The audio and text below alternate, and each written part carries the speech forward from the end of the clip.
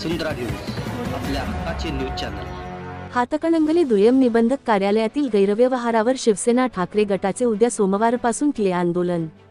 हातकणंगले येथील दुय्यम निबंधक कार्यालयातील गैरव्यवहारावर कारवाईच्या मागणीसाठी शिवसेना उद्धव बाळासाहेब ठाकरे गटाच्या वतीने सोमवार 21 एप्रिलपासून हातकणंगले तहसील कार्यालयासमोर बेमुदत ठिय्या आंदोलन छेडण्यात येणार असल्याची माहिती जिल्हाप्रमुख संजय चौगुले यांनी शनिवारी पत्रकार परिषदेत दिली।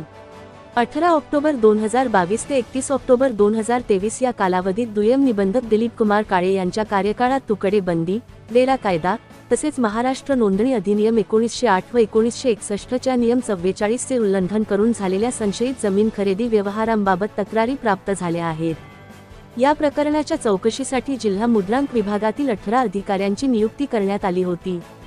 चौगुले यांनी आरोप केला की दस्तांची नोंद करताना बनावट सही व शिक्क्यांचा वापर करून बोगस दास्त तयार करण्यात आले असून हे प्रकार गंभीर स्वरूपाचे आहेत। या प्रकरणात दोषी ठरणाऱ्या प्रत्यक्ष व अप्रत्यक्ष सर्वांवर कठोर कारवाई होईपर्यंत शिवसेना ठाकरे गटाचे आंदोलन सुरूच राहणार असल्याचा इशाराही त्यांनी दिला।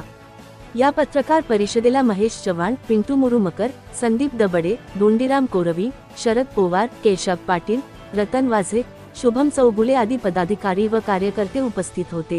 मी संजय चौगुले, शिवसेना जिल्हा प्रमुख उद्धव बाळासाहेब ठाकरे। हातकणंगले दुय्यम निबंधक कार्यालयाला भोंगळ कारभार चव्हाट्यावर आणण्यासाठी शिवसेना उद्धव बाळासाहेब ठाकरे पक्षाच्या वतीनं सोमवारपासून आम्ही जन आंदोलन सुरू करतोय। बोगस दस्त किंबहुना चुकीच्या पद्धतीने होणारे दस्त या सगळ्या गोष्टींचा पर्दाफाश करायचा। वेळोवेळी तक्रारी दिल्या, पण गेंड्याच्या कातडीच्या या शासनानं किंबहुना वरिष्ठ अधिकाऱ्यांनी सुद्धा यामध्ये कोणत्याही प्रकारची दखल घेतलेली नाही।